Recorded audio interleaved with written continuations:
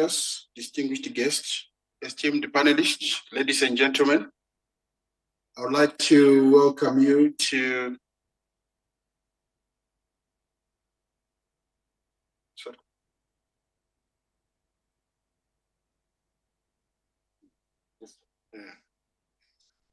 Okay, thank you. I would like to welcome you to our investment dialogue focused on public-private sector, the public-private sector partnerships. And the official title is Increased and Targeted Investments through Public-Private Partnerships. Introducing myself, my name is Roy Machoko. I'm an economist. I'm based in the office of the Deputy Special Representative to the Secretary General and the Resident Coordinator in Somalia. I'll be moderating this session for today.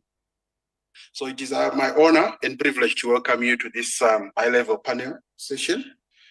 And this discussion forms a distinct and yet complementary part of the broader series of engagements focused on advancing public-private sector collaborations during this UN Stock-Taking Summit.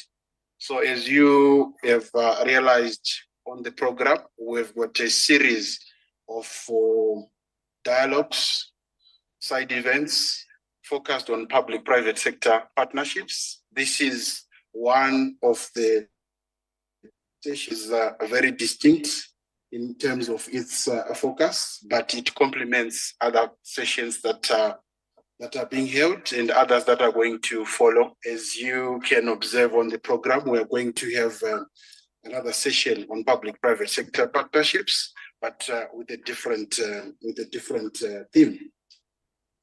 So this session will consider the role of PPPs within the context of today's development and agri-food system finance landscape, which is characterized by widening financing gap due to several reasons. Of course, climate change is one of those reasons, and also what we are observing with the reduced commitment on official development assistance, where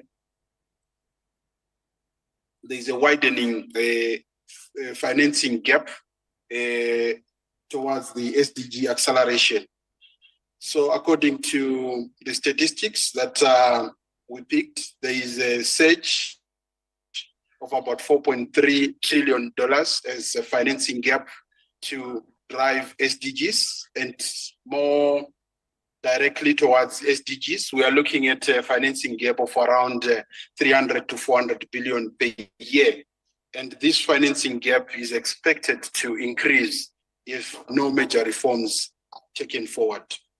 So this session discusses the future of PPPs and its application as a mechanism for accelerating finance. So we are looking at alternative food systems. And we are looking at food systems as a key driver for attaining SDG targets.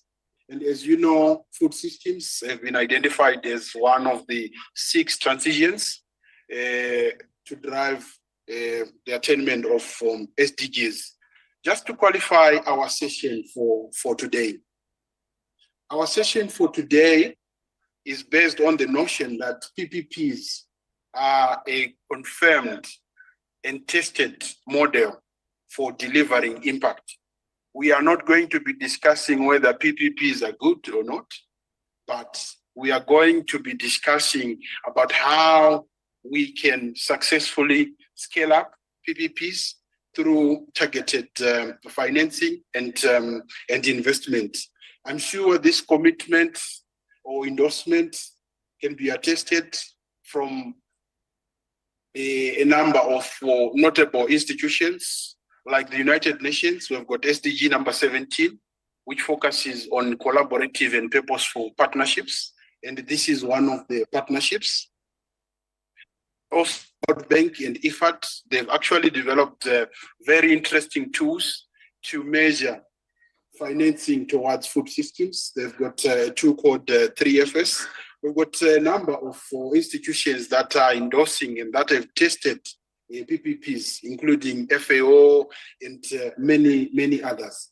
So we are privileged here today to have diverse and distinguished lineup of panelists willing to share their valuable thoughts, and we will soon hear from them as we'll be introducing them. So just to quickly take you through the flow of our event today, we'll begin with a keynote presentation, and this will set the scene, providing a basis for our discussion. And we've got who is going to give us this keynote address. And following this, we'll transition into a panel session featuring insights from our distinguished panelists. And in order to foster a more focused and meaningful engagement, the panel session will be divided into two. So each session will be addressing specific thematic areas. So you'll see that our first panel is mainly composed of member states, IFIs, where we are looking at getting the voice of the government, the public sector, in terms of what is happening now. And the second panel session is mainly composed of private sector, and we'll hear more around the future, looking at what should be done in order to scale up public-private sector partnerships in terms of finance. Your Excellencies, Honorable Ministers, esteemed panelists, ladies and gentlemen, it is my honor to introduce you to our keynote speaker, Dr. Osman Badian, who is the Executive Chairperson of Academia 2063. Dr. Osman Badian, you're welcome. Please, you can take the podium to present to the team here. Thank you. Let's put our hands together for him.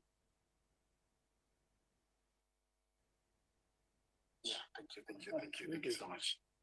Yes. You want to go? Okay. Thank you. Ladies and gentlemen, good morning. It's a pleasure and honor to join the audience here today to talk about public-private partnership for increased food system financing in Africa. Let's see if technology works.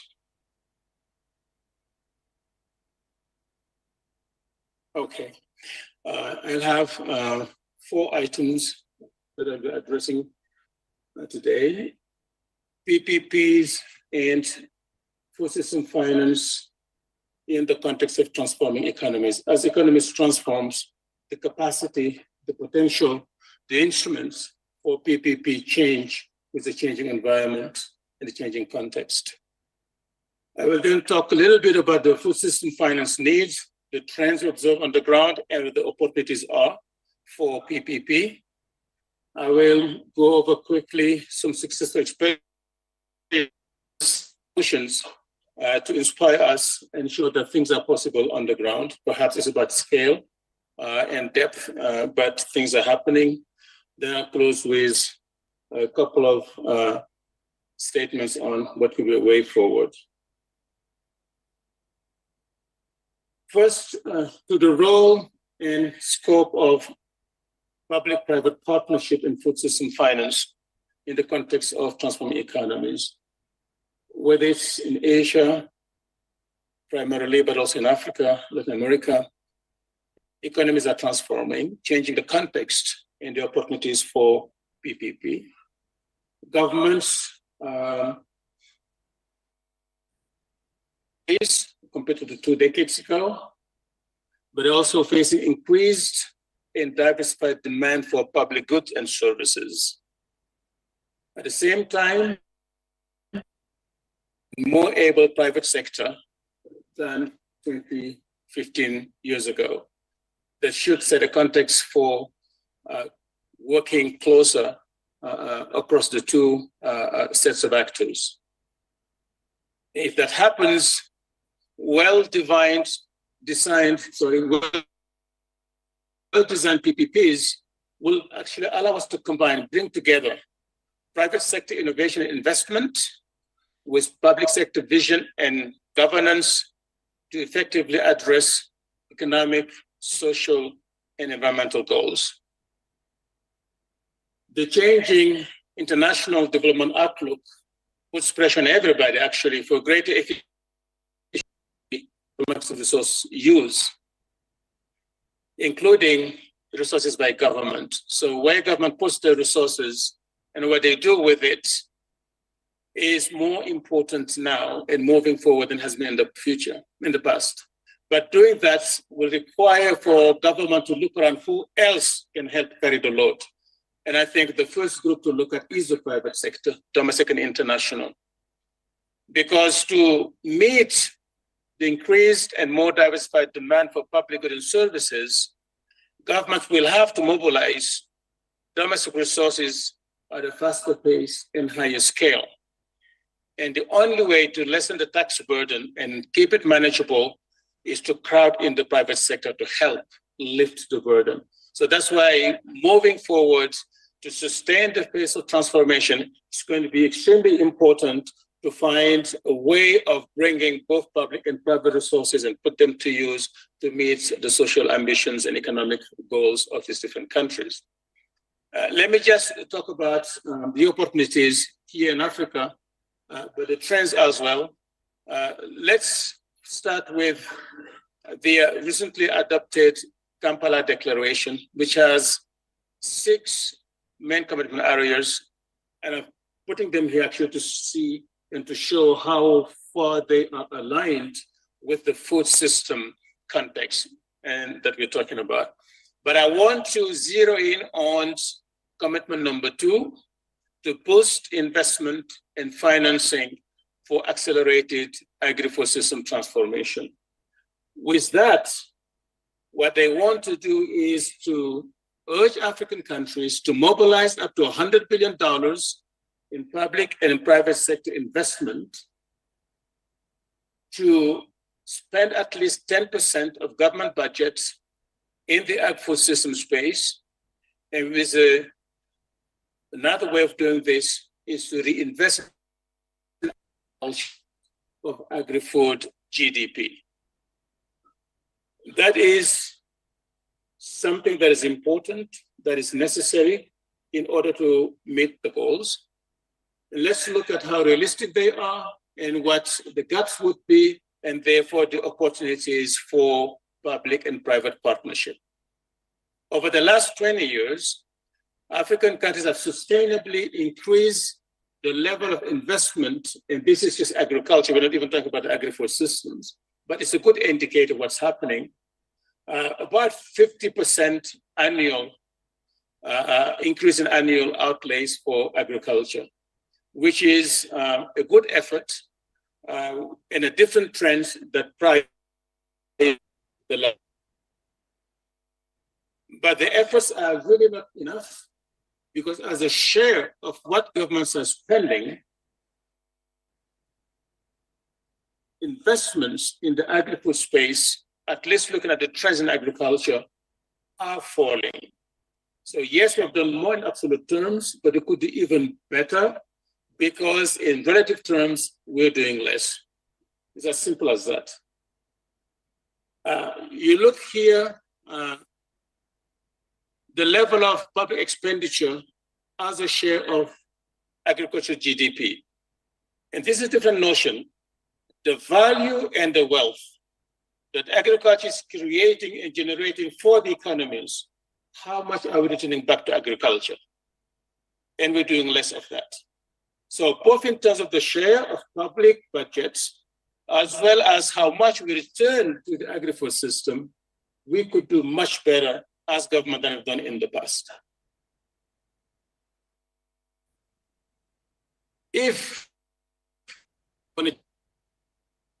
by achieving the goals in the Carter Declaration of plowing back 15% of agri-food system GDP into agriculture would be close to meeting that goal. In constant US dollars, agriculture GDP has grown to about $500 billion, $500 billion US dollars. 15% of that in real term is about 75. And in current term, you'll be already close to $100 billion. And the goal is public and private combined. But if they were just to achieve the 15% reinvestment in agriculture system, 15% of agricultural GDP, government expenditures alone actually could meet the $100 billion that they're talking about, create a space for the private sector to come and do even better, allowing us to move faster, doing things better, and creating the kind of changes we want in our economies. As for the private sector over the last 10, 15 years, we have seen progressive decline in FDI into agriculture. I think this has a lot to do with the financial crisis, if you look at the bars, but also the COVID and Ukraine crisis. But the bottom line message is we have not yet returned to the averages of the early 2010. So there is room and scope here for the private sector to re-engage. If they could invest that much 10, 15 years ago, they should be in a position to do more because the opportunities are much greater currently to do business in Africa. So let me just go over a quick set of examples that show actually what could be done to boost public-private partnership and accelerate food system financing. From Ghana, we have the example of one district, one factory, which brought together 15 financial institutions, 300 enterprises, mobilized about $200 million as of 2022, created 160,000 jobs. That's where government and private sector have worked together hand in hand. In Kenya, the Big Four agenda, nearly 50,000 through that partnership, 340 milk coolers set up nationwide, and close to 1 billion liters of milk processed annually. In Morocco, the Agricultural Development Agency set up 1,600 public-private partnership projects that mobilized about $2 billion investment and created 63,000 jobs. If governments and private sector work hand in hand, they really can do wonder. At the Africa-wide level, we know of the Africa Investment Forum, which is a high-level transaction platform for large-scale investments, which last year alone secured about $29 billion in terms of commitments. So there is a way to do these things. They're happening on the ground, but it needs to happen more often at a larger scale and in different places. Then let me talk about the way forward. I talked about the important skills for African countries and government in order to crowd in private sector investment. It will be extremely important to have the fiscal space to do that, to engage, to initiate projects, to contribute resources to it. The debt situation across Africa, which has been under control for the better part of the last decade, have started to become a problem.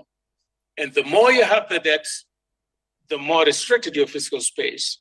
And therefore, the less you can do in terms of partnership with the private sector. So bringing back the debt level is extremely important. We are today where we were in the 80s in terms of average debt before things exploded.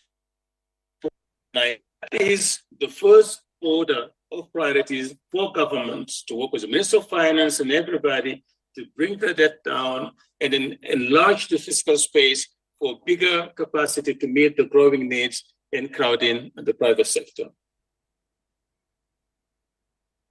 One thing else that government can do to bring in the private sector is to rethink government procurement and public project finance. It can help if government refocus government resources on high externality areas where really the private sector cannot get all the benefits if they were to come in or to cater to those issues. Focusing on those where there are no efficient options for the private sector to participate because we just take too much losses or it's not in their business interest. Focus on those. Governments and similar public funds as strategic investment and capital mobilization instruments beyond the budget to expand the possibility of connecting with the private sector at scale.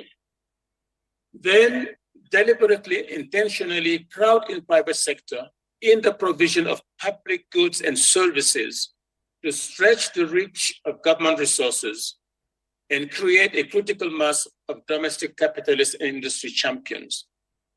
There are a lot of things government is funding today that domestic private sector could be funding. Why should I build a market, for example, right? As government, even a municipality, the toll highways and roads, why should I put billions of dollars there if the private sector could do it? Health centers, a lot of other things, education centers, there are things that the private sector could be brought in through smart partnership to come and augment the resources of the government, allowing the government to focus on those things that the private sector cannot do. And such opportunities for private and public sector partnership abound in the areas such as infrastructure, health, education, science, and technology. But it has to be deliberate, has to be intentional, it has to be part of the government's procurement and project finance approach and strategies. I will conclude with a little bit of advertisement. We'll be issuing a new report on on the financing of food systems called MoneyWise at the 16th Malabo Montpellier Forum taking place on August 7th. And this is the time to recognize one of our panel members, Ishmael Sunga from Southern Africa, SADC here. So look forward and look out for the report, and we look forward to seeing and welcoming you there. Thank you very much for your time and for your attention.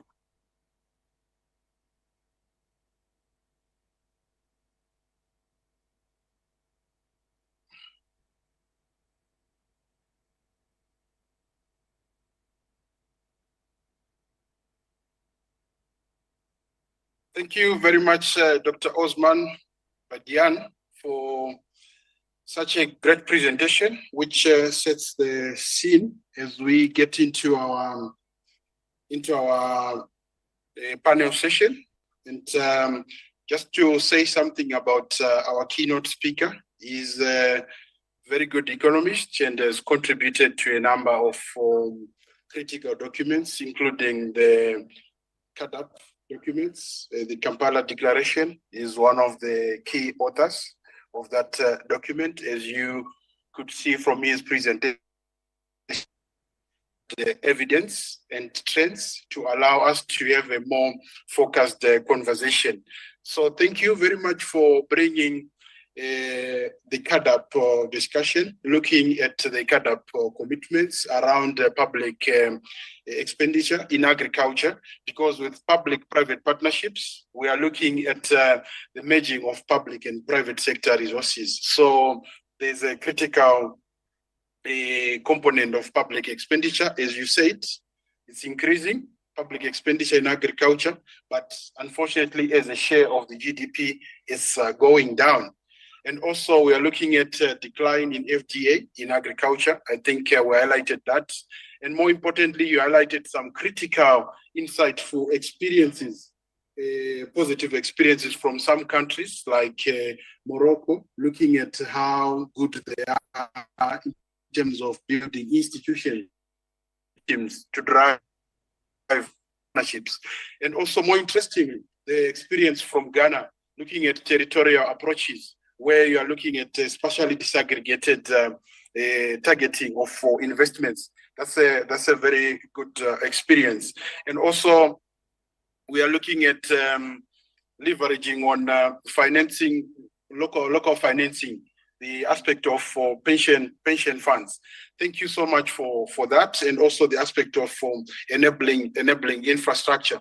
So, ladies and gentlemen, Your Excellencies, let me take this opportunity to acknowledge the presence of Honorable Abubakar Kairi, the Minister of Agriculture and Food Security of the Federal Republic of Nigeria.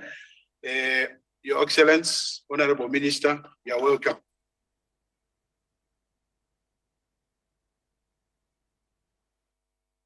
Thank you. So with that, we get to the gist of the matter, the panel session for today.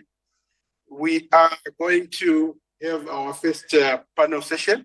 So our first panelist that I'll call to the podium here is Mr. Brendan Gleeson, the Secretary General for the Department of Agriculture, Food and Marine in Ireland. Let's put our hands together for him. Then our second panelist, we are going to have Mr. Naisa Ingawa, the General Manager for Partnerships, Investor Relations at the National Agriculture Development Fund in Nigeria.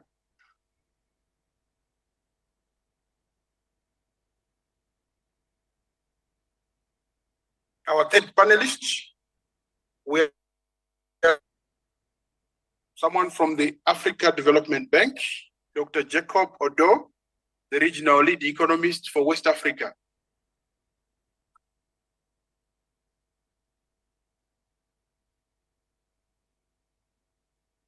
And our fourth panelist, we are going to have Mr. Ramesh Mukcha, the Managing Director and CEO of Africa Improved Foods. Let's put a round of applause for our panelists. Thank you so much. So we'll get straight into our discussion. So as a way of meeting the participants here, I'll just pose a question, looking at where you're coming from, just to share your experiences. So I'll start with Gleeson from the Department of Agriculture in Ireland. Maybe if you could just share your experiences around the public-private sector partnerships and how the PPP approach has evolved over years, in particular since the United Food System Summit in September 2021, the first Food System Summit in September 2021. Please, you can take the floor. Thank you for the question. And to be frank, I think I will learn more from this. Pour être honnête, je pense que than I will convey, but I'll give you the Irish experience in relation to these things. Firstly, and I've been listening to this phrase, the funding gap, for several days now, the financing gap. And I think it's a mistake to think of private finance as a substitute for public finance. I think we need both. And I think it's more than commit to the multilateral system, to supporting the multilateral system, because I think this collaborative effort from member states is the best hope for addressing the great challenges that face humanity. So I think I should say that. However, public funding is finite. And I think, certainly from my perspective, that there's also an expertise gap. So I'm the Secretary General of the Department of Agriculture, Food and the Marine in Ireland. I've never sold a kilo of beef. I've never sold a litre of milk. I have never set up a food system that operates on the ground. I have never opened a cold store. And I have never delivered supply chain through to final customers. I haven't done that. But we have a private sector in Ireland with people who are absolutely expert and frank in terms of long-term solutions to developing food systems. I don't see how you can do it without private sector involvement. So I guess that's my opening That's my opening position. No, thank you. Thank you so much for bringing that aspect of specialized roles for public and private sector partnerships. And this is in line with what was presented around government potentially crowding out private sector investment. Thank you so much for bringing that experience based on your role in the Department of Agriculture, Food and Marine. Then I'll go to AFDB. So to Dr. Jacob, your question is, what are the main positives? We're looking at how the PP promote win-win for multiple stakeholders in agri-food systems based on the work that you are doing as FDB promoting public-private sector partnerships. Thank you.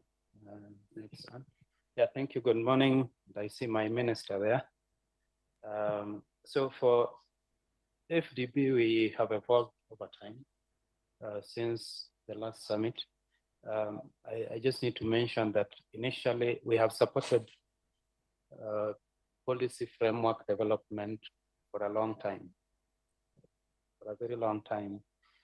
And one of the things that we noticed is that we support countries to develop policies, but these policies stay in the shelves. When we go back to talk to, there's no project in the pipeline as a PPP. So in 2020, we started developing an internal PPP strategic framework, which has 3 pillars. The first one is on strengthening an enabling environment, and then preparation and transaction advisory services. And then the third pillar is on financing of PPPs. From then, we have started to do things differently. And I'll probably go over them very quickly to see how we are doing the win-win, how we are doing financing or supporting the PPPs in a win-win situation. The first is basically financing or through loans and equity. This we have also done for a long time. And I mentioned session yesterday on our support to special agricultural processing zones. We have done this in several countries, and I see the Minister for Agriculture for Nigeria is here. We have done that. We have launched in a number of states in Nigeria. We have done, yesterday I said we just did approval for Togo. We have done very impactful SAPZs in Cote d'Ivoire, for instance. And one of the reasons why we are doing this is to create an enabling environment for the private sector to come in, because there are some things that the private sector is not able to do to lay the ground for agricultural production.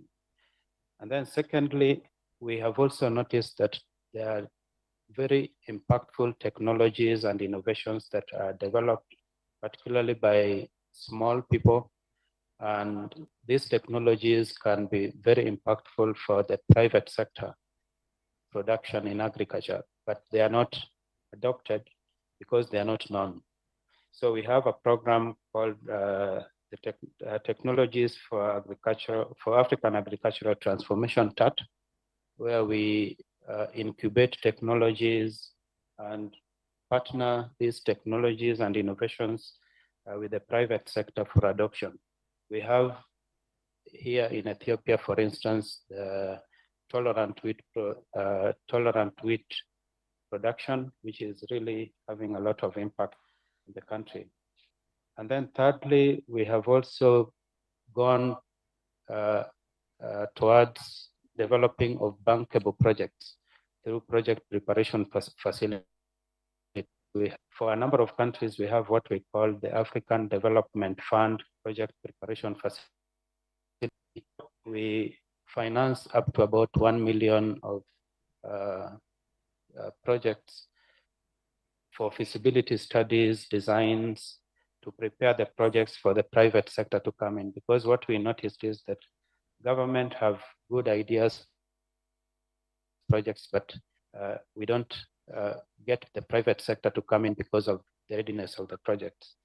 And then we also are working a lot on risk mitigation. I talked yesterday about our involvement in the partial credit guarantees. We have done this in a number of countries. And normally we guarantee investments, sovereign investments for governments to leverage, to mobilize financing, particularly from the international markets. And second, but not least, is support on transactional advisory services. We have the African Legal Facility, which is housed at the African Development Bank. Of course, it's not part of the African Development Bank, but we also have our own grants that we use, particularly for countries that are low, middle income countries. We have the Middle Income Country Technical Assistance Grant, the MICTAF, which we use to prepare, to provide transaction advisory services, particularly for project preparation. And then lastly, again, I mentioned our support to strengthening of the regulatory environments. We have done this in a number of countries, and this is where we have a lot of expertise also to support. We have supported countries to build their regulatory framework. We have supported some countries to start just dedicated departments with a good organization structure. And this helps to have a win for both sides. Yeah, thank you. Okay, thank you. Thank you so much for such a detailed intervention from Africa Development Bank. You have actually highlighted all the key programs and instruments that we have within the bank to support public-private sector partnerships. So we'll come back to you with some follow-up questions. So this time around, we'll go to Mr. Naisa Ingawa, the General Manager, Partnerships and Investor Relations at National Agriculture Development Fund. Such a very important institution to drive agricultural investments in Nigeria, and it's a notable achievement in Africa. So I'll come to you with a question so that can share your experiences around developing public-private sector partnerships in Nigeria. The floor is yours. Thank you, Mr. Moderator. I think the experience, especially since 2021, is that the governments, both at the national level and at the subnational levels in Nigeria, had to come back to the table and sort of have a rethink around those outcomes. On a secondary level, the understanding is that agriculture needs to be sustainable. On a primary level is that as far as food systems is concerned, there needs to be more food, there needs to be better nutrition, carbon neutrality. But the challenge here is, of course, these all require resources. So the NADF is coming out, the NADF, which is the Nigeria's government's latest ingenuity in terms of addressing the gap of agricultural finance and investment, came on board in 2023, obviously after 2021, to really serve as a vehicle that can catalyze this sort of finance. And so the thinking behind it is that there needs to be a central pool for which appeals not just to international finance institutions, but also to private sector partners. So you have instances where the fund has different asset classes of grants, of loans and equity. This allows private sector investments to really look at a structure that slightly differs from the public sector structure. And again, as I said, looking at it from a national perspective and a subnational perspective, the renewed hope agenda of the current administration is looking at how they can look at unutilized infrastructure. So looking at the river basin authorities, so the water bodies that are around and are available for all season farming. The subnationals are also looking at how they can partner with private sector entities to bring in land as equity. So these essentially partnerships, a lot of efforts that have been freeing up capital to invest in the different buckets across the food system value chain. So that has sort of been the experience from Nigeria. Thank you. No, thank you so much for intervention. I'll definitely come back to you with a follow-up question, but I'll hold it for now. Whilst we bring Mr. Ramesh Muchkao, the Managing Director and CEO of Africa Foods. Please, you can take the floor, and I'll pose the question on you regarding your experiences around public-private partnerships, and also being a player within the sector. What has been your experiences so far? Good morning to all of you. Thank you for this platform. I'm the CEO of Africa Improved Foods, which I believe is one of the most successful PPPs operating on the continent, with a successful track record of impact and execution both. We've been around for about 8 years. We put 1.6 million people per day. The objective is to take that to 10 million people per day. The primary objective of our business is to produce nutritive foods days of life cycle of a child, with the clear intention of battling stunting. And we are proud to record that CHAI has a report that suggests that when we started, stunting rates in Rwanda were 47%. Today, the stunting rates are down to 31%. And that for us is true progress. Obviously, this is not just done by us. It's a variety of players in the system, including the government of Rwanda, whose extremely efficient delivery mechanism has ensured that the last mile is served, and therefore the attack on stunting is true and real. Having said that, I think it's important to highlight here that as a PPP, with a private sector player from the Netherlands, Royal DSM, which, as you know, is the giant in vitamins, minerals, and protein production, the IFC and the FMO, along with the government of Rwanda, together have come up with this enterprise. While we are profitable for sustainability reasons, our measurement is around the kind of impact we create and the lives we change. Our impact really lies in 3 buckets. We interact with 90,000 small-scale farmers spread over 200 cooperatives to help improve their yields and hence their incomes. The other very important aspect is that we only buy aflatoxin-free maize. I've spent 30 years in Africa in food and agriculture, and I know that delivering aflatoxin-free maize is a very, very, very difficult job. And what we do today is buy about 60,000 tons of that by interacting directly with the small-scale farmer, taking the corn on the cob into factory conditions, drying it, detaching it, and then ensuring that the maize that we receive is 99% aflatoxin-free. So that's the first stage of value addition for the farmer, in addition to the yield increase, which obviously results in value creation for the farmer. The second part is that Rwanda is not known for its manufacturing capabilities. We now have 500 people employed in Africa's best food processing plant, trained to take over and run this plant independently. When we started, we had 12 technicians from the Netherlands. Today, we have none. The entire business has been handed down to either Rwandans or African nationals. And the third part, of course, is the 1.6 million people that we feed every day and change lives like that. Like I said earlier, we are profitable for sustainability reasons, but really what matters is how many lives are we changing. Okay. No, that's fine. Thank you so much. And maybe just to come back to you with a follow-up question. So with this current arrangement, what have been your experiences so far? I've observed about multilateralism, where you allocated 2 countries. There is Rwanda. There is a company from Netherlands, where you're having more countries coming together to invest. engagement and also with the host governments? What has been your experiences?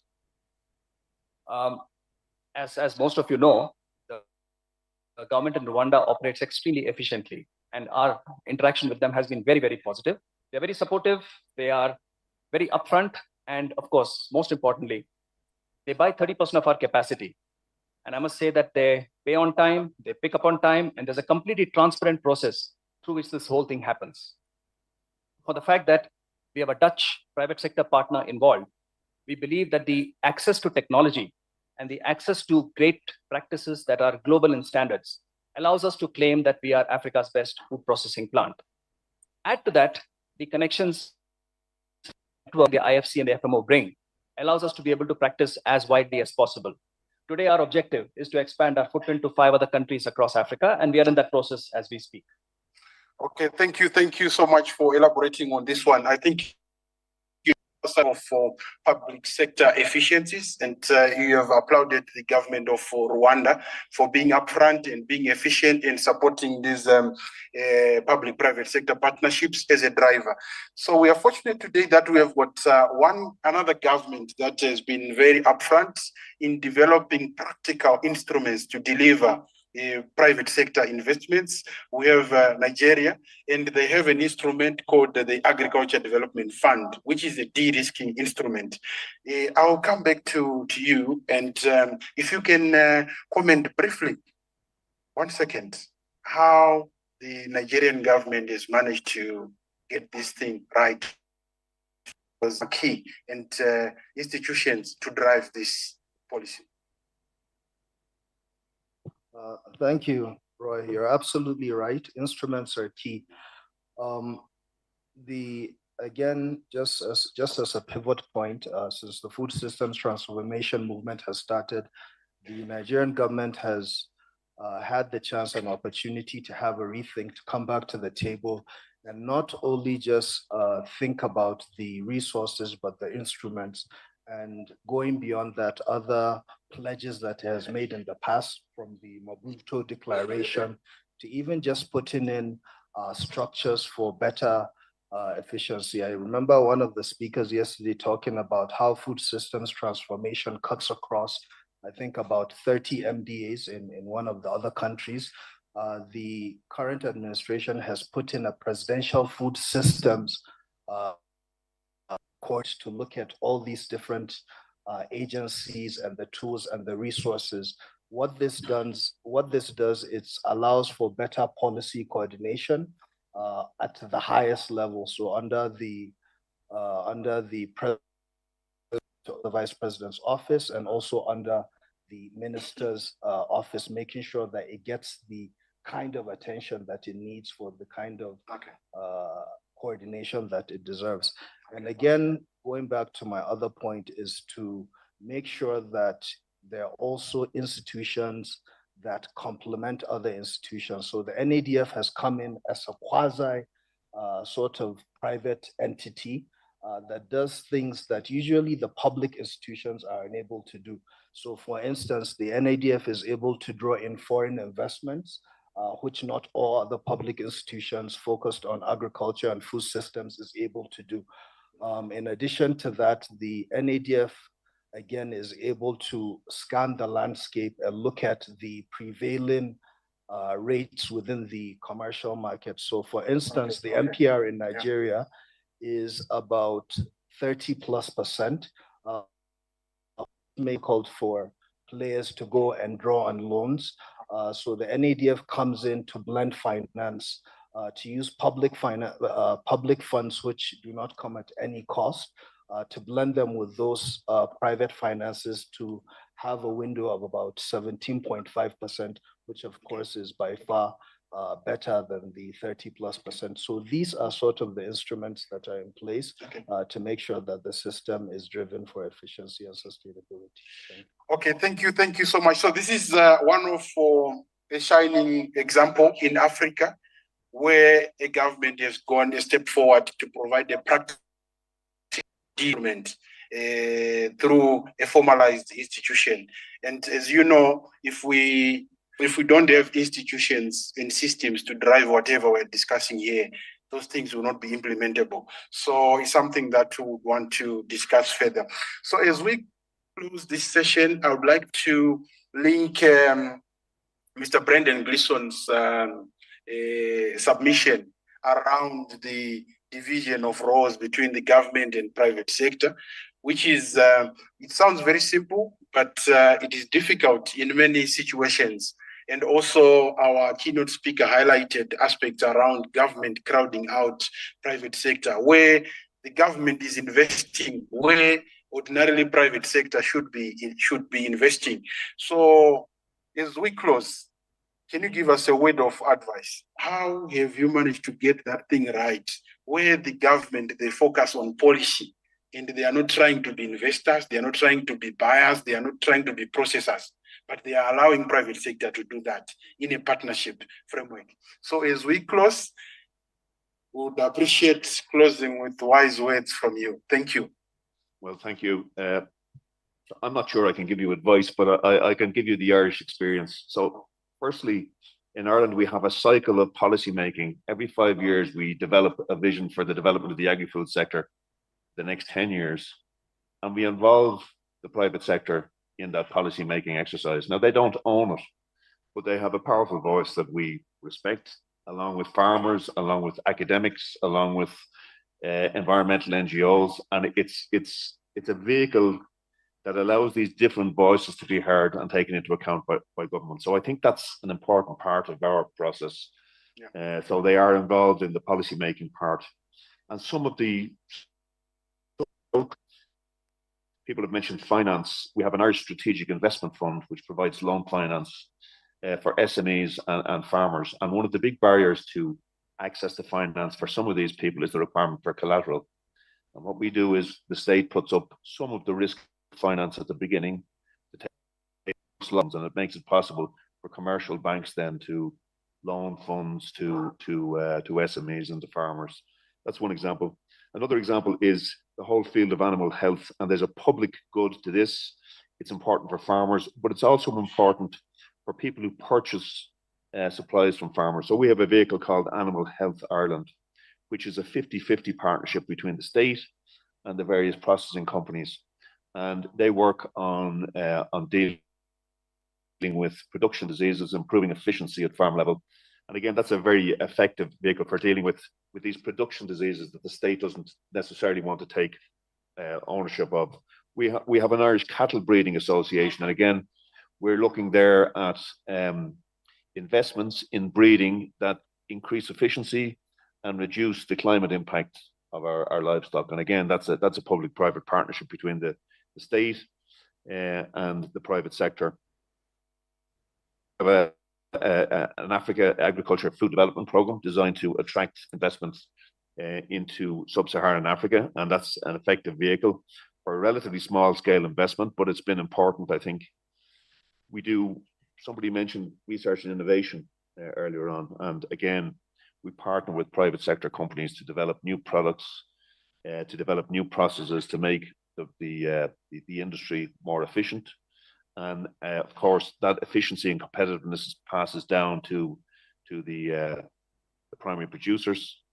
And just this morning, heard about the Hand in Hand program, which is an initiative from the FAO Director General's office, which I understand involves provision of assistance through national plans and attracting private sector finance. And to me, that sounds like the perfect example of an initiative involving the multilateral institutions, national governments, and private sector. So I think all of these strands are required if we're to make, make progress here. But I come back to my original proposition. In Ireland, we're fortunate to have had a cooperative system that has really led to the development of our agriculture sector. Generally speaking, we've had governments that are supportive of pro-enterprise policies. We have policies designed to attract foreign direct investment, including in the food sector, and we have a range of multinational companies now that buy raw materials from our Irish companies. We think that's a very important part of our overall framework for the development of the sector. So I'm not sure how relevant these examples are to people struggling with much more difficult situations than we are. But I think they are part of the development of our state. They've been developed over a long time, not since 2021. And I do think they deliver what neither the private sector nor the public sector could deliver on their own. And public goods and private goods together in partnership. Thank you so much, Mr. Brendan Gleeson, for giving such a good example, which is providing a good basis for analyzing the role of institutions and also a focused approach. So just to summarize your submission here, you are saying public sector for public goods, private sector focused goods. And this has managed to bring good results for your country. And we can also learn from that. This is a very important, it's unfortunate that we've run out of time, but I'm sure we'll continue with these engagements during plenary as well as outside this session. Thank you so much. Let's put a round of applause for our panelists. Oh, okay. So they are saying we need a group photo. Where? Yeah. Okay.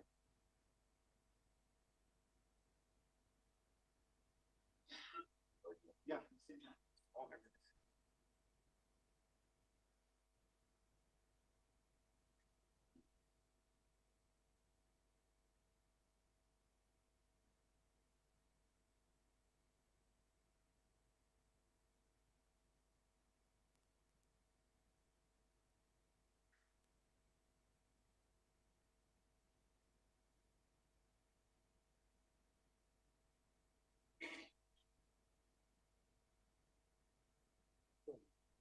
Thank you so much. Thank you so much. So we want to quickly move into our second panel. We're trying to catch up on time here. So our first panelist, we are going to call Miss Emmeline Fellas, a senior director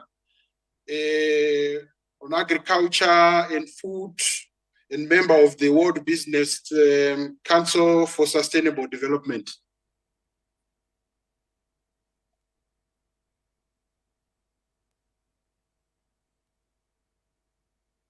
Our second panelist is Mr. Samuel Kamau Nganga, the regional manager from IFC.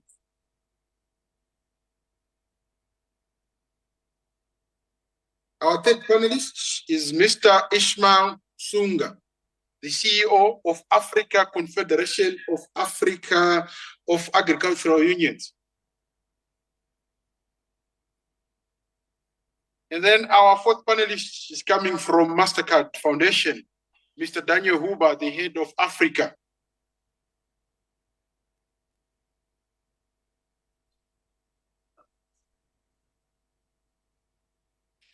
So as we quickly dive into our discussion, I'll pose a question to Ms. Emily Fellas.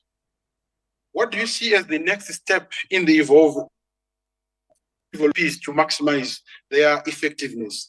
We understand you as the World Business Council for Sustainable Development, you are looking at sustainability being a driver of growth in business, and how does this drive public-private sector partnerships, and what are your experiences? So we'll try to catch up on time, so hopefully we'll be able to be brief, all the panelists as we go. Quickly, thank you. Thanks very much, Your Excellency, ladies and gentlemen. Thank you so much for really good preparations, and I agree indeed with your statement. What we are doing in WBCSD, which is an organization that, as you've heard about, has been co-leading private sector engagement with FAO and the UN Global Compact in this Food System Summit, but overall engages about 250 companies. What we're doing is really supporting them to become more competitive, be more sustainable. It's not always the case yet, often because the enabling conditions are not right, and so often we encourage a type of agriculture that is not sustainable yet. Okay. Thank you. But we really support the companies because it's in their interest to make their supply chains sustainable. It's in their interest to make sure that the enabling conditions, so basically the policy framework, is supportive of this sustainable development. So what we see is that there is the old-fashioned public-private sector partnerships that we've talked about before, which was not very systemic. That was looking at one very specific intervention in a place, quite not very large scale. But as climate change is accelerating, as the supply chains are increasingly under threat from these destabilizing weather events, droughts, etc., there is really a willingness from the private sectors to step up and to move from some of those smaller scale interventions to larger, what we call landscape-based public-private partnerships. So really looking at a whole landscape, which is not easy because already working across the value chain with all of the different stakeholders and bringing in public sector is, requires a lot of efforts. But even looking at a landscape requires also to work with other stakeholders across other sectors. So I'll take actually, there is a lot of examples that are provided in the compendium that we just published. You've heard about it. You've received an email from the hub.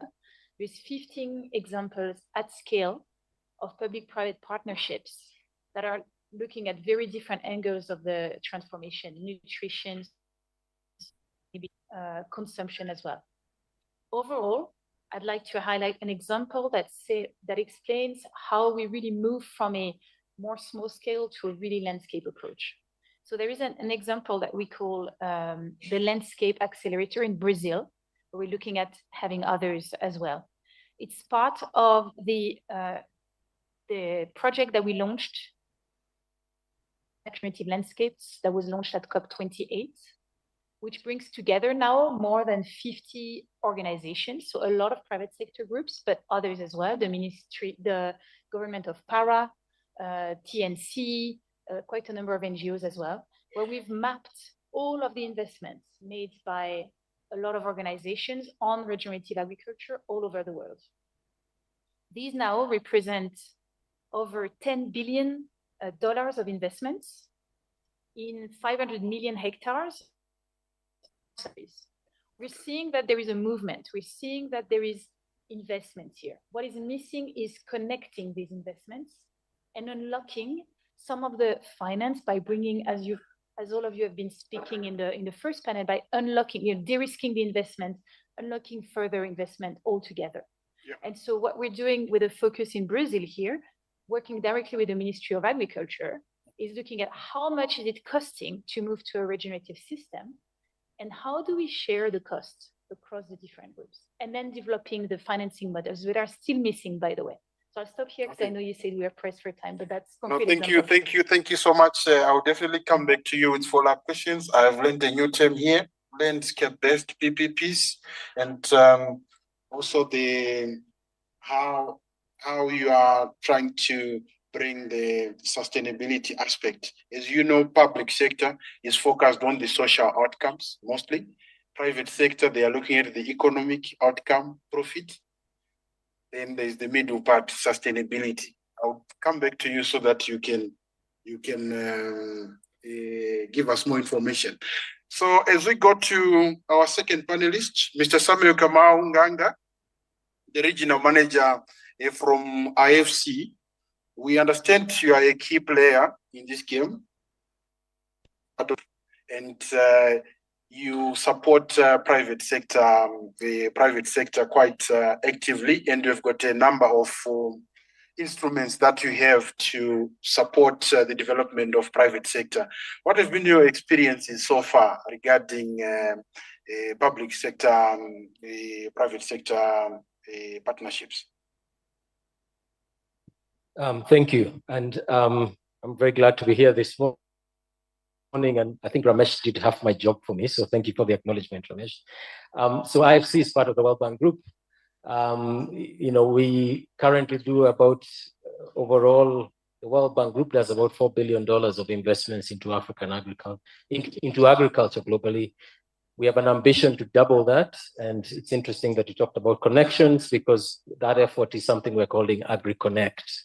And the instruments we need to deploy for that are the full range, the typical financing instruments, but public-private partnerships have got to be a key part of that. Now, I think the emphasis on PPP should be on partnerships, by which we mean you have to sit each of the partners down and discuss what their needs and incentives are so that we can get alignment. And as we all know, PPP contracts are about making sure that you assign the risk to the person that is best able to hold it. Now, AIFL is a really good example. Everything they said about government partner to meet their obligations means that the private sector can invest for the long term without worrying about, we put millions of dollars down and then, the offtake arrangements are not met or the rules of the game are changed and all of that. So I think the key part is each of the parties need to meet their own obligations. What is changing, and I think, moderator, you asked us to take a forward-looking approach, is a setup where technology, and especially digital technology, can really help address some of the underlying risks that were previously insurmountable. There is a reason that most PPP transactions are done in the infrastructure space, because you can actually figure out what the likely revenues from a road project are and try and price that risk. It was very difficult to do a similar thing on an agriculture project, right? But now we are seeing situations where there is enough technology tools and availability of data and geomapping that allows that conversations to then be priced and discussed in a very effective manner. So we're going to see a lot of changes in that, and probably we need to introduce flexibility into PPP contracting so that as the situation changes, you can adjust. One final thing is we've had a lot of success with zones. I mean, here in Ethiopia, and we're here with our colleagues from the Ethiopia office, we have a number of clients working in industrial parks who are linked with agro-processing. And those parks work really well because the regulatory environment within those parks is probably much better than outside, right? And therefore you have a lot of the predictability in which you need for financing, for investments to be realized. In an ideal world, the entire country should be parks, right? Whatever is happening in the park should happen beyond the borders of the park, but that's the future, we hope. Okay, thank you so much for such a good submission. I'll definitely come back to you. You have brought a very interesting dynamic around the systems approach to public-private sector partnerships. We have talked about a critical aspect of incentives. How do we align the incentives of public sector and private sector so that they come together? You have highlighted one of the parks. You've said you would want every country to have to be a park as a whole, which is a good thing. So please, I'll come back to you so that you can elaborate on that, especially on the aspect of systems and incentive alignment. So we'll go to our next panelist representing the voice about food without the voice of the farmer. So we are privileged today to have someone representing the farmer. We have Mr. Ishmael Sunga, the CEO of Southern Africa Confederation of Agricultural Unions, which is an apex organization representing all the farmer unions in Southern Africa. So it's my pleasure to invite you to make your submission around your experiences in public-private sector partnerships, how they have been impacting smallholder farmers, and going into the future, what do you think should be done? So, Mr. Sunga, the floor is yours. Thank you, Mr. Moderator. It's a pleasure to be invited to speak to you. I represent one of the largest constituencies that is therefore to a large extent in terms of the system's configuration. And there are many reasons to that. I want just to contextualize what effective PPs might look like. Because at the moment, we don't think that they are actually well targeted and working for us for many reasons. But let me just highlight a couple of points that will bring out some of the messages I want to carry forward. There are two major issues that farmers are confronted with, which are fundamental to anything that happens to them in terms of economic life, social life, political life, or otherwise. It is really the issue of the absence of backbone infrastructure, the fundamentals of life. There is no water, health facilities, energy, you name it, no roads, no digital infrastructure, those basics that makes dignified livelihoods. And they are producing from areas that are far-flung from the hinterland. And unless we fix this challenge, we are not going to go anywhere. We'll be massaging the problem. So we are calling for massive investment in infrastructure. It is not only agriculture related, but it is related to people. Farmers, by the way, are also people. So it's not only their agricultural needs, it's their entire needs. So I think that is our core. This is, of course, heavy lifting. It requires a lot of effort in widespread areas and over. And this can only be done, heavy lifting in partnerships. So that is so fundamental. That is the first point, really. We might do other configurations of PPPs, but unless we fix this one, it might be expensive, but it will be damn more expensive in the future. It's like refusing to build a railway line now. You shall need it, and when you need it, it shall be terribly expensive. So I think that is one call we need really to make.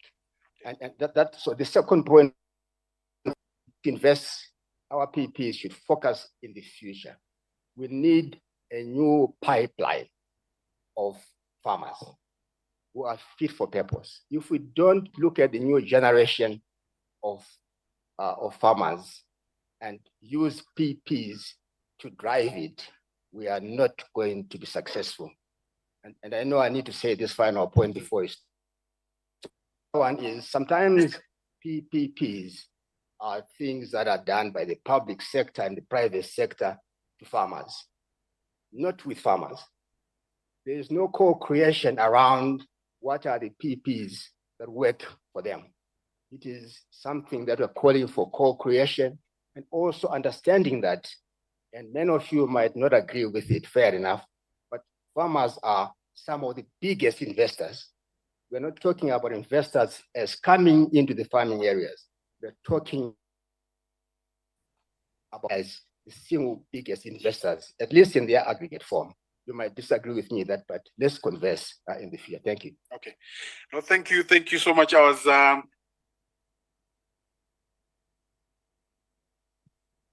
Thank you so much. And we could feel that we have a farmer in the room.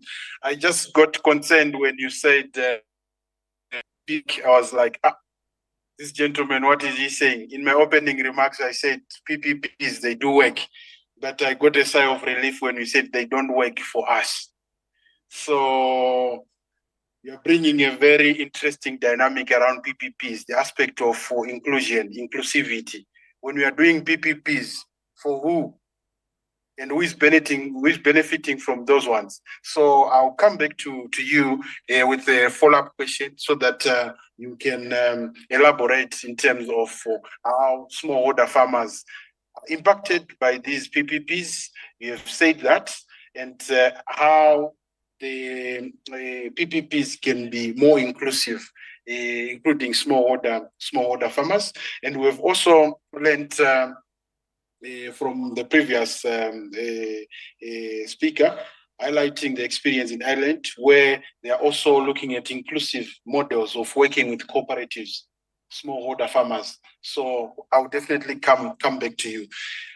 This time we'll go to MasterCard, where I'll call Mr. Daniel Huber, Head of Africa Office, to share your experiences. I know you are doing a lot of activities looking at inclusive financing, and you also support youth-operated enterprises. Would like to obtain your experiences and how you think are evolving and how they can get better getting into the future. The floor is yours, Mr. Daniel Huber. Thank you very much, Mr. Moderator. Just a slight correction is that I am from the MasterCard corporate side. There's always a confusion with our foundation.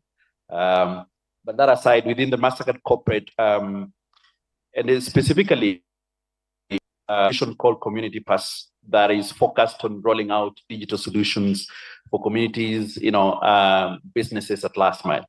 We have seen firsthand how public-private partnership can unlock transformation or transformative impact across the agri-food systems. And for us as MasterCard through Community Pass, which is basically a shared digital infrastructure that enables smallholder farmers to be able to deliver critical services, such as access to inputs, access to market, digital credentials that we provide.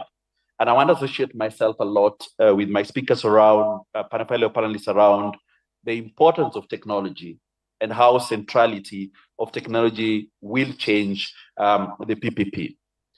And a couple of thoughts from our side is that if you look at our work and which we've done across the Africa continent today, and as we work with different actors, private sector, governments, businesses, one rallying call that is there is a lack of trust between the various actors. And we believe that technology provides an opportunity to have trust as a currency for transactions and for engagement. And technology also provides the opportunity to be able to quantify things, to be able to verify things, and therefore to be able to judge what is the impact of doing that. So in my view, as we think about the evolution of technology and how that can influence, PPP rollouts, I'll actually raise 4 points. Point number one, I think we have an opportunity to be able to graduate from focusing on projects, singular projects, to a Pan-African platform of action, as I call it. And an example of that is in the African Development Bank, we did launch the Mobilizing Access to Digital Economy Alliance, MED Alliance, with a goal of reaching 100 million individuals by 2034. And the idea is to be able to use connectivity as really the means to bring all these actors together. And in that partnership, not only is the African Development Bank there, we also have players like the Farmer Federation. We have players like Equity Bank. We have players like IFAD. We have Microsoft, among others. And the focus there is to say, could we choose very specific geographies where we provide intervention and showcase how technology can be an equalizer, promoting trust and enhancing efficiency. The second example I'll give is the need for us to focus more on blended finance at scale. I think the keynote speaker talked about the opportunity. In my view, as we see the decline on ODAs, I think there's a call out for more blended finance instruments to be available, but the one that responds to the needs of the various ecosystems we operate in, including the voices of the farmer. The third point, and before I conclude, will be, how do we make the digital infrastructure accessible to all?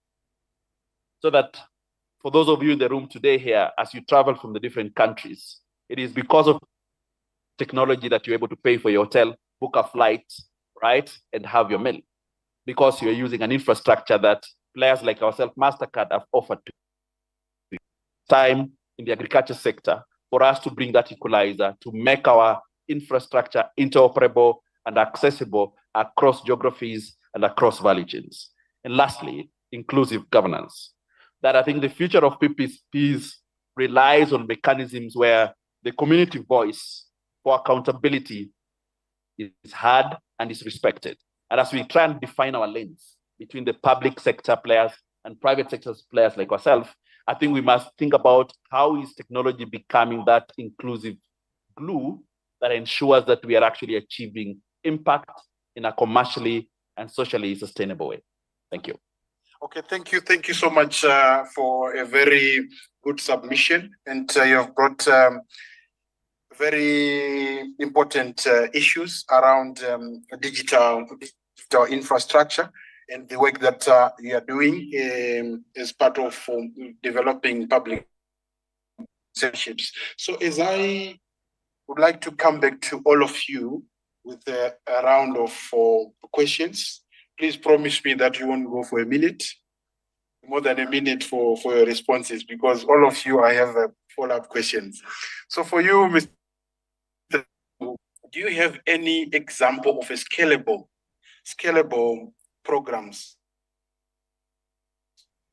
that can be considered for public-private sector partnerships in agri-food systems? I know it's MasterCard Foundation, you are looking into the mainstream financial sector, but being focused on agri-food systems, we've got less than a minute. I'll try less than a minute. So the example I gave is, and it's in the compendium that has just been released here, is our co-partnership with the African Development Bank, where we're calling the Mobilizing Access to Digital Economy Alliance for Africa. And the idea of the partnership that we've developed is to be able to mobilize access to de-risk entry for technology. And we do that by getting private capital and public capital for that matter. We're also doing that by offering technology at scale. And lastly, we are doing that by building capacity of individual system and ecosystem actors. And some of the players are actually in the room. I can see the CEO of Kenaf is here. Some of our partners that are actually deploying that to the ecosystems we are talking about. Thank you. Thank you. Thank you so much for that. And then I come to you, Mr. Nganga from IFC. I said you need to tell us how you are supporting PPPs from a market systems perspective, building like alignment of incentives. How are you successfully doing that? Thank you. So we have many types of interventions, but let me talk about one. So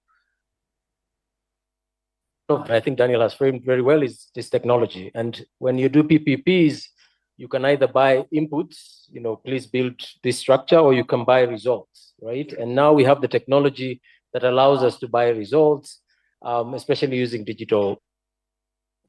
So IFC's got this program targeting AgTech across Africa. My colleague Paula is here who runs that program.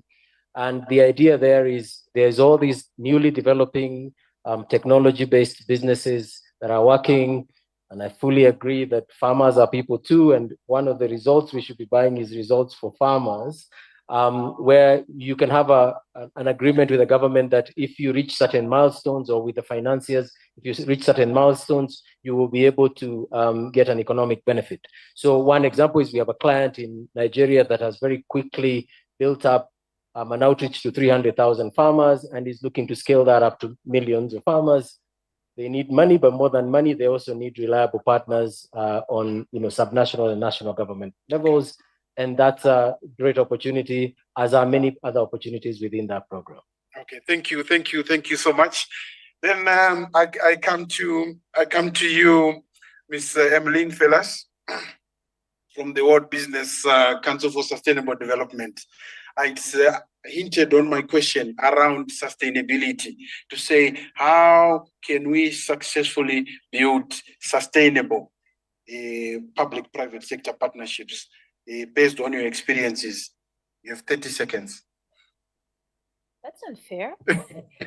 All right, I think we need to just go back to the definition of sustainability. Huh? Often it's true that in the private sector, you focus a lot on environmental sustainability. But like I say, and I think that's the purpose of this Food Systems Summit, is that you can't deliver on environmental goals and economic goals. So I'll just say very quickly that in the efforts we do on regenerative agriculture, we've defined 5 key outcomes that we're aiming for and that we are measuring impact from investments on. And 5, right? So it's farmer livelihoods, it's greenhouse gas emissions, it's health of soil that is very central. It's biodiversity and it's water. So all in all, if we want to have, if we need to demonstrate the business case for farmers, next to bringing the infrastructure and the support for companies and for policymakers, that in the future, if you invest where is needed now on those 5 topics, then you will have a future. And if you don't, you will not have a future. Yeah, that was very. No, thank you. Thank you very much for bringing those 5 key variables that are key to sustainability, looking at greenhouse gas emissions, soil, water. Thank you for bringing that. And I think it's a good way to define key areas for consideration when we are looking at building a strong. Can I just add one thing? Sorry. Gets that we need to deliver on nutrition and food security together with the rest. And that's one that is central to this food system summit. Thank you. No, thank you. Thank you so much. So we are looking at public-private sector partnerships that are able to yield social, economic, and environmental benefits. So in terms of from the farmers' perspective, they are saying public sector, they are getting what they want from public-private sector partnerships. Private sector, they are getting their economic returns, profits, but the farmers, they are not getting anything and they are not included. This is what we got from the farmer's voice. So I'll come to you, Mr. Sunga, as a farmer, representing farmers. What do you think should be done to come up with inclusive public-private sector partnerships, include smallholder farmers in the design, implementation, and all the processes? Just a minute. Okay, thank you. I think your summary is not very correct, that they are not working, but let's go by that. I think there are a couple of things here. PPPs, as far as we understand them at the moment, are about the private and the public. And I think the private is not including the farmers as part of that. I think it should be also add another P, maybe the people, so that it is private, public, people, whatever it means, so that we are all together. But we also need to ensure that farmers also drive the PPPs, not the passengers of PPP. This is what normally happens. You are invited to PPPs, but we don't have the capability of initiating and drive them to the conclusions that we want. And one of those particularly is the area of digital infrastructure. That is so fundamental because it speaks to a whole range of things. You overcome isolation, politically, economically, socially, spatially, you deal with that. And we are also going to crowd in a new generation of players that are driven by tech and agripreneurship. But much more important, it can also drive transparency and improve the governance of value chains because it brings openness. It is deployed correctly, and it can do that at scale, at speed. So if we can drive that, we are going to solve a lot of problems. So for us, I think this is what we need to do. Open a window for a project for farmers' organizations to be able to participate and drive the PPs that they want in the direction they want. No, thank you. Thank you. Thank you so much for bringing or coining a new term here, the quad P. We are looking at, you said public, private, people, partnership. I'm sure that's a very good term, isn't it? Very inclusive. So I'm sure it will be considered as such. So thank you so much, our for taking part in this very interactive session. So just like we did before, we have an opportunity for a photo shoot.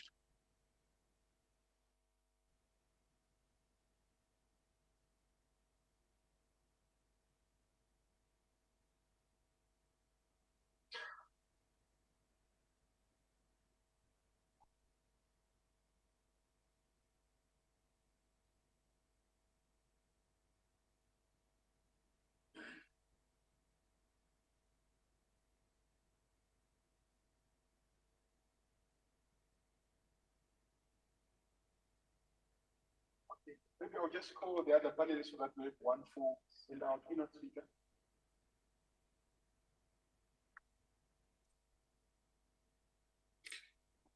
So just call our panelists to come forward so that we can have a photo shoot, include our keynote speaker. And thereafter,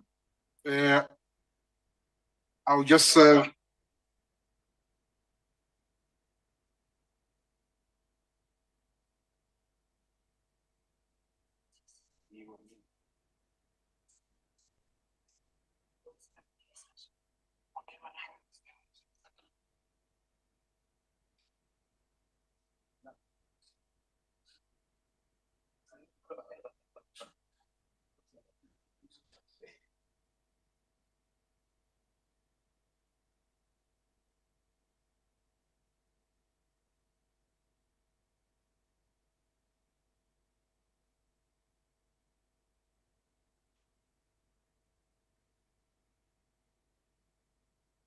okay, thank you so much. So whilst our keynote speaker, Dr. Osman Badian, is preparing to give us a summary of 4 key messages, would like to allow to intervene briefly. I'll take 1 or 2 questions from the floor. Do you have any questions from the floor? I don't see any hand for now, but let me just wrap up the panel session, looking at the key discussions that came up from the discussions. And one of the critical issues that were raised is around the role of government, looking at the government should come up front and should be very active and should not crowd out private sector. And ideally, for a successful PPP, from government should invest in public goods, in enabling infrastructure, whilst for the rest of the commodities, we allow private sector to be active, and that forms a good partnership. We also talked about risks. There is need for de-risking instruments. Without de-risking instruments, it's difficult to mobilize private sector investments. And this could be done at different levels. We've had AFDB, they've got de-risking instruments, IFC, they've got de-risking instruments. We also need to have public sector driven de-risking instruments. Giving an example of Nigeria with their Agriculture Development Fund. And then there was a buzzing word, instruments. I would add systems there, instruments and systems. We need to ensure the public sector, the governments, they have the instruments to deliver public-private sector partnerships. It's not difficult to deliver public-private sector partnerships. We are also looking at leveraging on digital technologies. Digital technologies are important, and we heard that from MasterCard, not MasterCard Foundation. Sorry about that.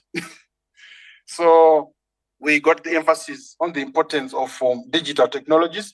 And then on the systems approach, there are issues of incentives where we need to align the incentives of public sector and private sector so that we have strong public-private sector partnerships. And then lastly, and more importantly, the aspect of inclusion. We need to build inclusive and sustainable public-private sector partnerships. This came from our panelists from the Farmer Union, also Business Council for Sustainable Development. They are emphasizing on issue of sustainability. And we got a new term here, PPPP, Public-Private People Partnership.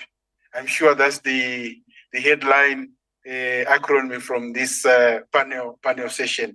Otherwise, I would like to thank you so much for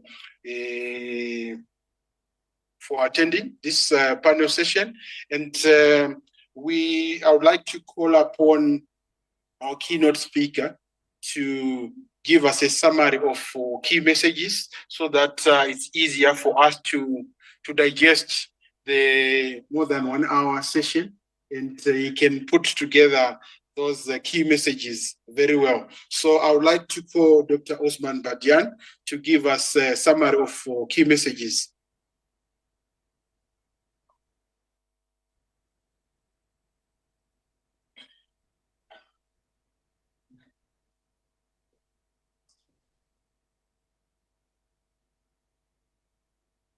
Thank you, Mr. Moderator.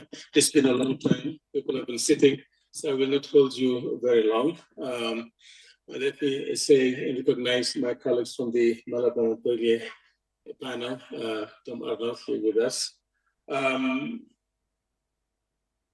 think we just had a session earlier this morning when we are talking about a new initiative called Accelerator to forge a much more aligned partnership between countries on the one side and the development partner and finance partner organizations to come together. We have had progress in the last few years, but there's so much more. But luckily, the opportunities abound just the last few years. But we need to do things better, we need to do them faster. And more importantly, we need to converge in terms of efforts. I think with the recently adopted Kampala Declaration, there is a framework to bring all the different parties together, but it will require a little bit more of an adjustment on the different sides. I said that earlier, but I think there's a lot government can do to crowd in the private sector. The domestic private sector, we're just not talking about international, there's a lot. If you go across Africa, the private sector is investing in huge buildings, big hospitals and schools and other things. In West Africa, and I'm sure it may be the same in other parts of the continent, when governments raise funds locally for bonds, huge amounts are gathered locally, domestically from the private sector.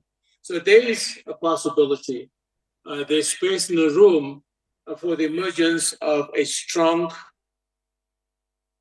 and well-resourced private sector, but they have to find a way and the space to connect together with government. And it would not happen just haphazardly. It has to be part of the culture of the increases of our governments to bring in the private sector wherever they can come in and help to grow their capacity to play the role that they can play so significantly. And also allow our governments to keep the meager resources we have compared to the large needs that we have exactly where we know the private sector cannot go. Go on this journey to bring in more and more of the private sector and then focus more and more of the needs that the private sector can meet where the government can do. It's possible. We have seen the examples across the continent. But the more important thing is that our economies, the way they're transforming now, are creating space for the private sector. And they are having the capital and the possibility to do more.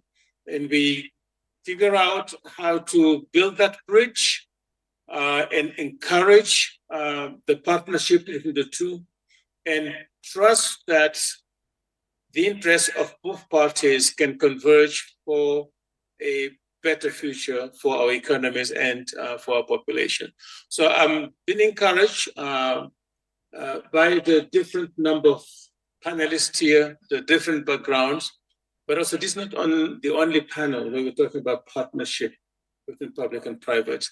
It is not the only panel about how to converge better between development partners and governments and countries.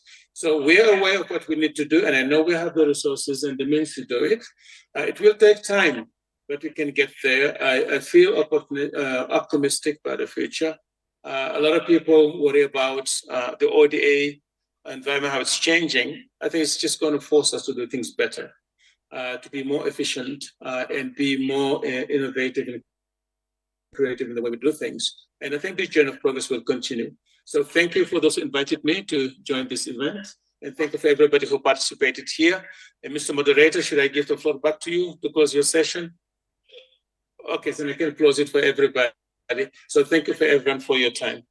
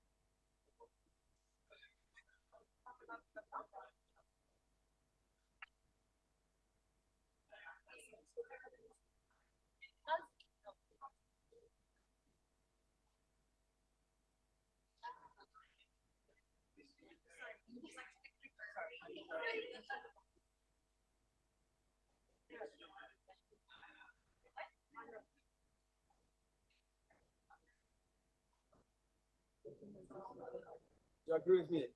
Okay, thank you.